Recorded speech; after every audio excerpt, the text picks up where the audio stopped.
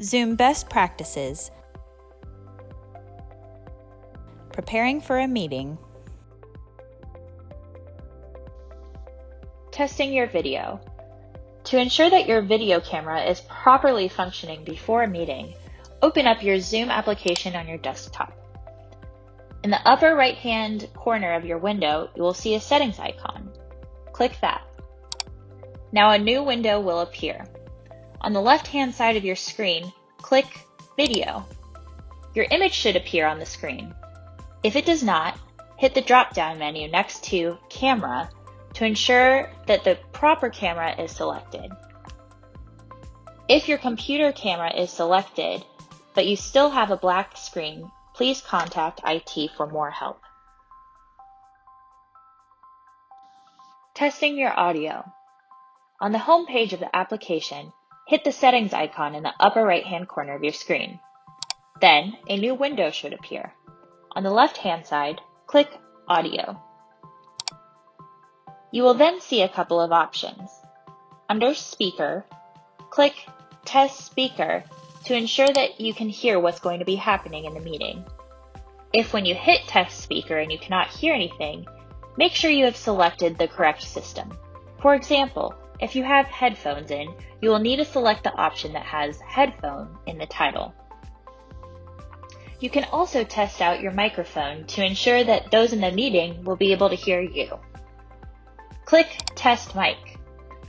This will record you speaking, and once you are done, it will play back the audio it picked up.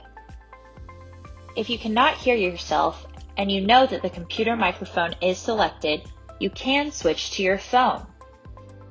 Use the audio from your phone when in a meeting. When you join the meeting, click the arrow next to the microphone icon at the bottom of your screen and hit Switch to Phone Audio. You will then be given a variety of phone numbers to use to dial into the meeting. Once you have entered the meeting ID and the participant ID, your phone will act as your microphone. This will make you appear as one participant, even though you are using two devices. Hosting a meeting. There are several ways to schedule a new meeting. One is through Microsoft Outlook. Just as you would schedule a regular meeting with a team member, go to the calendar portion of Outlook and schedule a new meeting. Towards the upper right-hand corner of your screen, you will find a plus icon that says Add a Zoom Meeting. If this is your first time using the feature in Outlook, it will ask you to log in. Once you are logged in, the invite will auto-populate the information to join a meeting in your calendar invitation.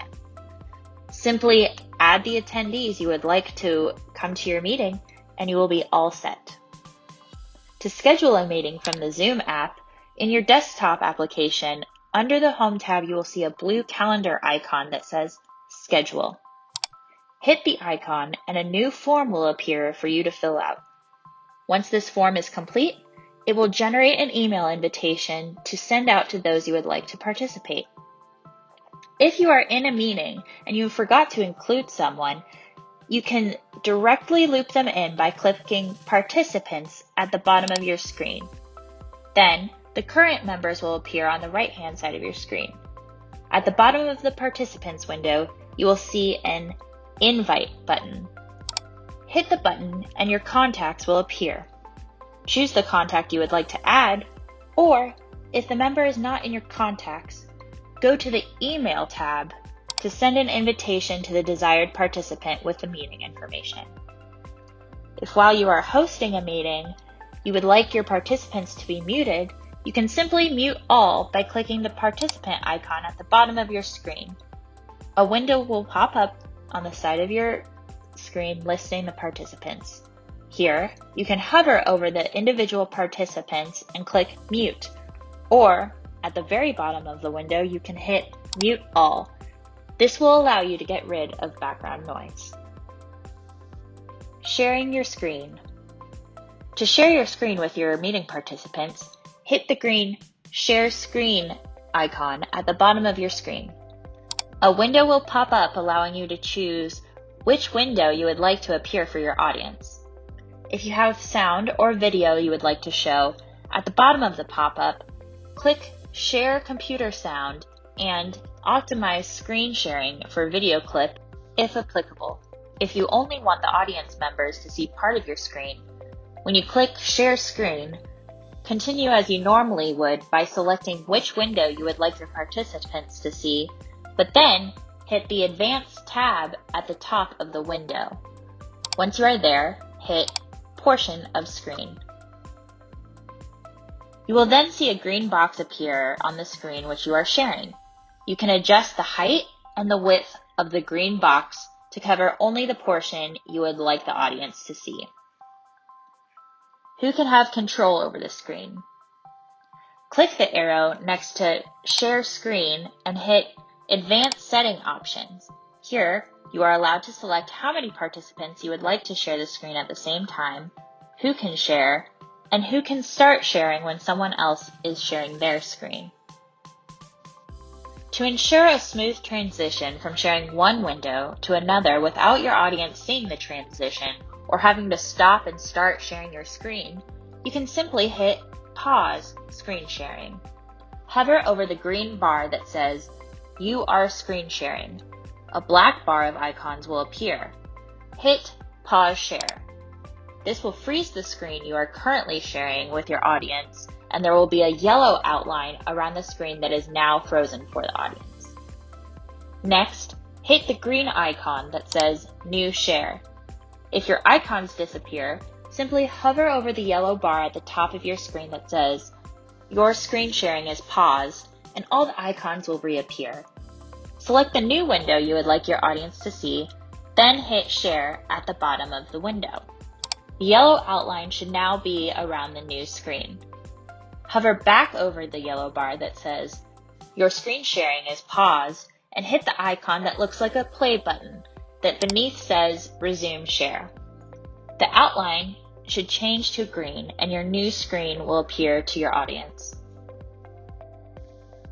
Recording your presentation. To record your presentation, hit the circle item at the bottom of your screen that says Record while you are in the meeting. From here, the meeting will be recorded unless you hit the Pause button, which will temporarily stop recording. Or you can hit the Stop button, which will end the recording for the meeting. To unpause the recording, hit the play icon that says Resume. When you end the meeting, Zoom will compress the file and let you know where it is being stored on your computer. You can also find your recordings in your desktop app under the Meetings tab.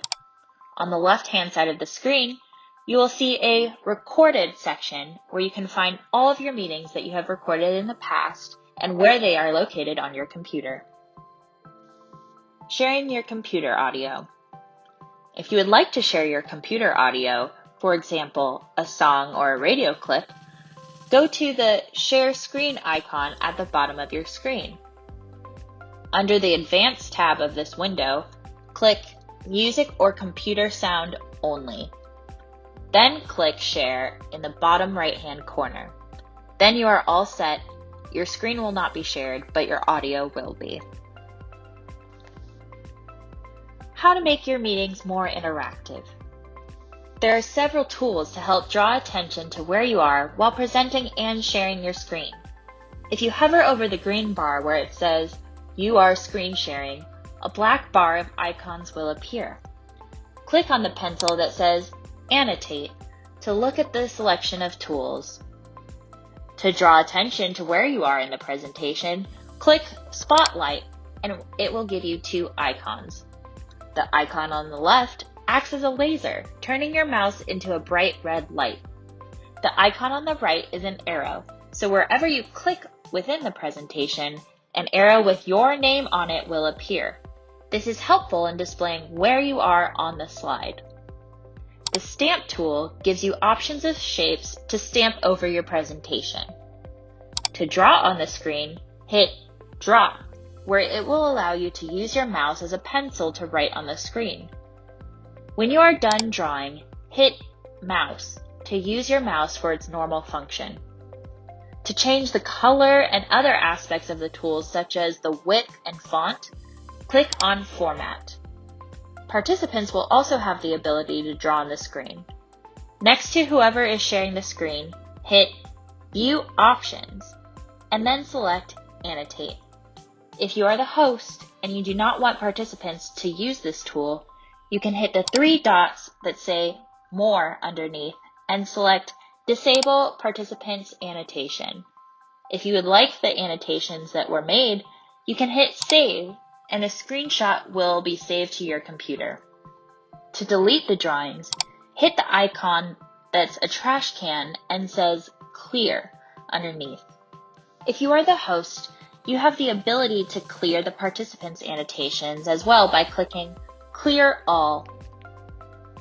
PollEverywhere. To engage with your audience and get their opinion on a topic you are discussing, you can add a poll to your presentation from PollEverywhere. You need to sign up for an account. Once your account is created, go to the PowerPoint you would like to present. Create a blank slide in the presentation. Under the Insert tab, click Get Add-ins. The window will appear for you to search for PollEverywhere and then add it to your apps. Now that it's downloaded, you can click on My Add-ins under the Insert tab and it should automatically appear. Click on PollEverywhere. If you are not yet logged in, sign in with your PollEverywhere credentials. Select the survey you would like to insert by clicking its title. If you have not already created your survey, hit New. The survey will then be inserted into the blank slide you created. Once you've inserted your survey, switch to slideshow/presentation mode to test it out. You can do this in 3 different ways.